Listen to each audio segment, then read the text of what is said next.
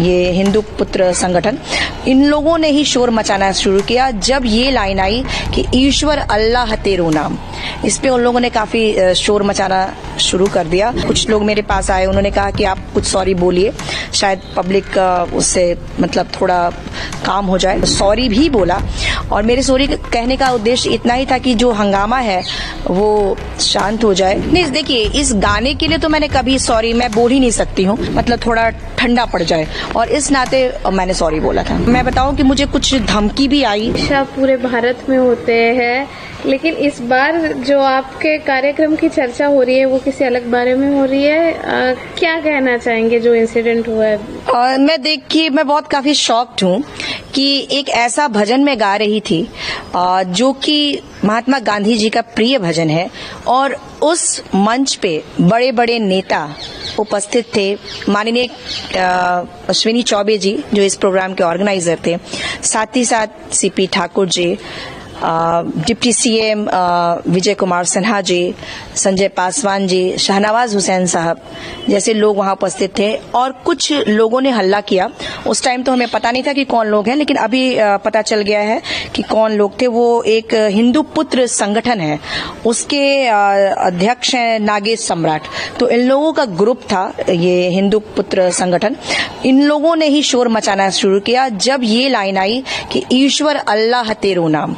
इस पे उन लोगों ने काफी शोर मचाना शुरू कर दिया, और उसके बाद मंच पे बैठे सारे जो नेतागण थे वो भी हरकत में आए। उन लोगों को भी समझ में नहीं आया कि किस तरह से पब्लिक को हैंडल किया जाए। कुछ लोग मेरे पास आए, उन्होंने कहा कि आप कुछ सॉरी बोलिए, शायद पब्लिक उससे मतलब थोड़ा काम हो जाए।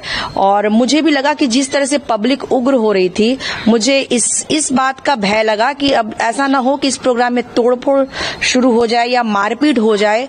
इसलिए और अश्विनी चौबे जी ने मुझे एक सम्मान के लिए वहां बुलाया था, अटल विशिष्ट सम्मान, जो कि मैंने जस्ट उस भजन गाने से पहले वो मुझे डिप्टी सीएम साहब ने मुझे दिया था।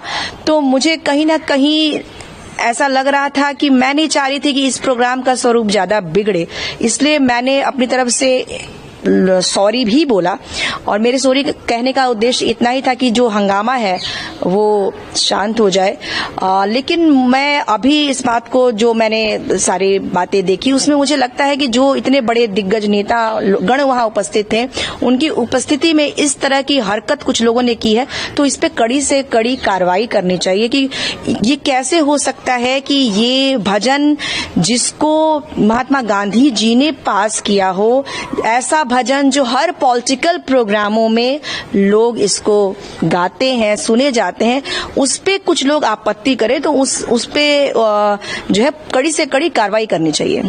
आपकी जो वीडियो वायरल हो रही है जिसमें आप पूरा गाना गाती हो और बीच में जब लाइन्स आती है कि ईश्वर अल्लाह तेरो नाम, और उसके बाद एक साउंड पीछे का मॉब का सुनाई देता है, फिर कुछ लीडर्स आते हैं आपको कहते हैं कि सॉरी जैसा कुछ कह दीजिए, तो आप क्या सोचती है, ये सॉरी कहने जैसी गलती थी या क्या एग्जैक्टली? नहीं देखिए, इस गाने के लिए तो मैंने कभी सॉरी मैं बोल ही नहीं सकती हूँ, क्योंकि ये गाना, ये जो भजन है वो तो मतलब इसमें कैसे सॉरी कर सकते हैं? ये तो मतलब देश को एक अच्छा संदेश देता है, इसके लिए मैंने सॉरी नहीं बोला। मैंने सॉरी इसलिए बोला क्योंकि मुझे ऐसा लग रहा था कि पागलों का झुंड मेरे सामने है, और आपके सामने अगर आप पागल आ जाए तो आप कुछ भी करके उनसे हैंडल करेंगे उसको।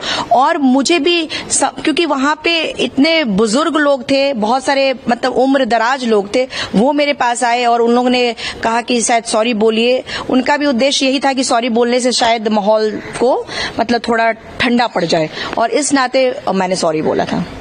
और उस दिन की घटना के बाद ऐसे कुछ है कि आपको कुछ उसका इम्पैक्ट देखने मिला आपके करियर पे या ऐसे कुछ? देखिए, कुछ लोगों ने मतलब मैं बताऊं कि मुझे कुछ धमकी भी आई, जो कि मैंने अपने जो फेसबुक पे है, कुछ लोगों ने कहा कि देवी तुम सुधर जाओ, नहीं तो गांधी जी जहां पहुंच गए हैं तुम वहीं पहुंच जाओगी। इस तरह की बातों को सुनने को मुझे मिल रहा है, तो ये मेरे लिए काफी दुखद है। और मैं चाहूंगी कि जो हमारे देश के जो बड़े नेता हैं उनको मतलब ये पूरे देश के लिए शर्मनाक बात है कि एक गायिका जो कि अच्छा गाना गा रही है, और इस कृत्य से एक महिला का भी आप लोग असम्मान कर रहे हैं और साथ ही साथ महात्मा गांधी जी की आप बेइज्जती कर रहे हैं। अटल बिहारी वाजपेयी जी, जिन्होंने सभी समुदाय के लोगों के साथ वो मिल के चले हैं, उनके साथ उनका भी अपमान है। उनके जन्म दिवस पे इस तरह की ओछी हरकत होना ये अपने आप में बहुत ही शर्मनाक है। एक आखिरी सवाल कि आपको सॉरी कहने बोला और अभी भी आप कह रहे हैं कि आपको सोशल मीडिया पे थ्रेड्स या कुछ जैसे आपके करियर पे इम्पैक्ट, तो अभी आपकी आगे क्या भूमिका रहेगी आपका, ऐसा कुछ? देखिए, मैं संगीत में हूँ और मैं अपनी संगीत की यात्रा जो है वो तो मेरी कायम रहेगी, लेकिन इस तरह की घटनाओं से ऐसा लगता है कि देश जो है वो गलत दिशा में जा रहा है और जो लोग इस देश को प्रतिनिधि कर रहे हैं उन लोगों का फर्ज बनता है कि ऐसे लोगों को जैसे पार्टियों में भी उस प्रोग्राम में उस आयोजन में इस तरह के लोगों को जब आपने जो लोग आए होंगे हिंदू संगठन वाले, तो वैसे लोगों को पार्टी को भी दूर करना चाहिए ना, क्योंकि ये सारे लोग जो है वो देश में बुरी भावनाएं पैदा कर रहे हैं ना, यंगस्टर्स को भी बिगाड़ रहे हैं, भटका रहे हैं। हमारे महात्मा गांधी जी ने कहा, अहिंसा की बात कही। ये बिहार जो है वो गौतम बुद्ध की धरती है, महावीर की धरती है। उस जमाने में उन्होंने अहिंसा का पाठ लोगों को पढ़ाया और आज ये सब लोग जो हिंसा फैला रहे हैं, जो गलत भावनाएं भर रहे हैं, भेदभाव भर रहे हैं, वैसे लोगों को पार्टी भी ऐसे लोगों पे कार्रवाई करनी चाहिए और उन लोग अगर पार्टी में वो लोग जुड़ने की कोशिश करते हैं ऐसे लोग, तो उनको पार्टी से निकाल देना चाहिए। आपने जो प्रोग्राम था वो बिहार में हुआ है, अब बिहार की बेटी है, अटल जी ने पहला अपना इलेक्शन बिहार से जीता हुआ है, तो अब बिहार वासियों को क्या कहना चाहिए इस प्रकार के प्रोग्राम, या बिहार की जनता को क्या कहना चाहिए? देखिए, मैं बिहार वासियों को सबसे पहले तो बहुत सारे लोग मेरे सपोर्ट में आए हैं, वो नेतागण हैं, बहुत सारे जो कला प्रेमी है, कलाकार भी बहुत सारे मेरे पक्ष में आए, बहुत सारी जनता मेरे पक्ष में आई। उन सभी को मैं धन्यवाद देना चाहती हूँ और सभी लोगों ने कहा कि इस तरह की घटना देवी के साथ हुई है, हम सभी बहुत दुखी हैं।